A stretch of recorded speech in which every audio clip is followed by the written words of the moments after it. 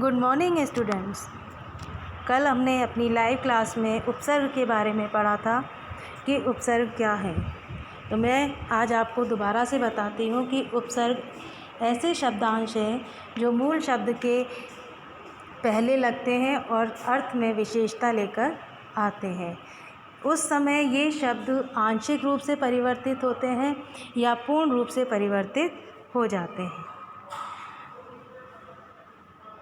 उपसर्ग के प्रकार। उपसर्ग 4 प्रकार के होते हैं: तत्सम उपसर्ग, तद्भव उपसर्ग, आगत उपसर्ग और अंग्रेजी के उपसर्ग।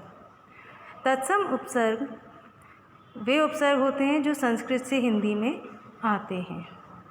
बेटा, किसी भी उपसर्ग का प्रयोग करते समय हमें ये ध्यान रखना है कि एक तो मूल शब्द सार्थक हो और दूसरा जिस प्रकार का उपसर्ग हम प्रयोग कर रहे हैं मूल शब्द भी उसी प्रकार का हो।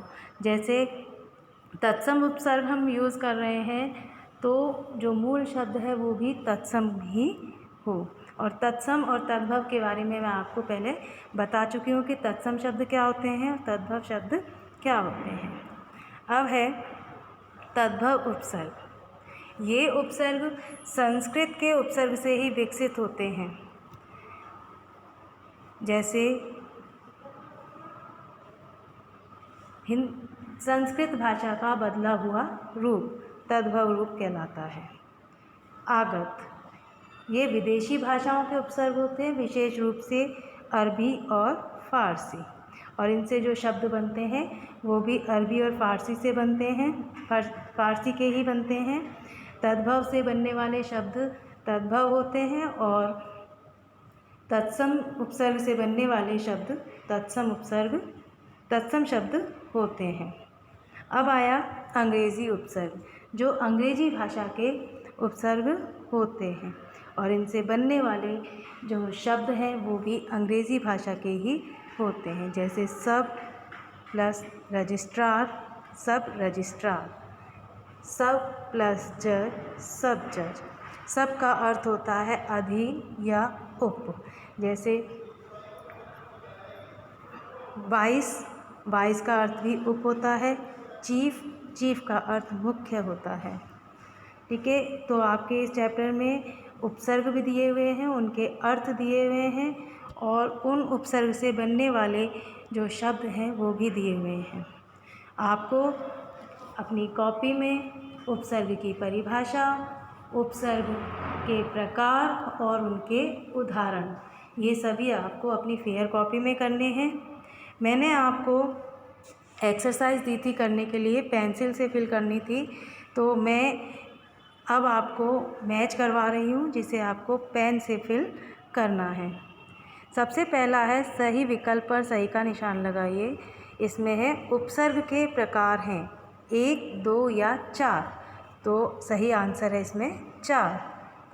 दूसरा है दुर्बल का उपसर्ग है, तो इसमें बेटा दू, द और रा ऊपर और बल दिया हुआ है, तो इसमें कोई सा भी नहीं है। तो आप पहले वाले में र और उसके नीचे हलंत लगाकर कर देंगे, लिख देंगे दुर और उसे आप सही लिख करेंगे। अब आता है तद्भव उपसर्ग का उदाहरण है निबंध, दुर्जन या बदबू, तो आप लिखेंगे निबंध। अब आगे है तत्सम का उदाहरण है उत्तम, नियम या सरदार, तो इसमें सही उत्तर है उत्तम। अब है निम्नलिखित उपसर्गों से के योग से 2 शब्द बनाइए। पहला है नी, तो इसमें आप निडर और निहत्था करेंगे। परा, पराजय, पराक्रम। सम, सम्मान, संपूर्ण। अब देखो बेटा दू है यहाँ पर, तो इसको आप दुष कर लो या दूर से बनाना, तो दूर से बनाओगे तो लिखना दुर्जन या दुर्व्यवहार। ठीक है। अब है उत से बनाओ आप उल्लास और उत्तम। अभाव, अछूत। बाखुदा, बाइज्जत। सब इंस्पेक्टर, सब जज। अब है उपसर्गों का प्रयोग करते हुए नए शब्द बनाइए। आप ऊपर कुछ उपसर्ग दिए हुए हैं और नीचे मूल शब्द दिए हुए हैं।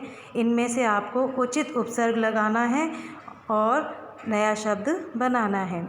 उम्र में आप लिखो कम उम्र, चांसलर में लिखेंगे वाइस चांसलर, खूबी में लिखेंगे बखूबी, समझ में लिखेंगे नासमझ, मान में अपमान, पढ़ में अनपढ़, पंच में सरपंच और बंध में अनुबंध।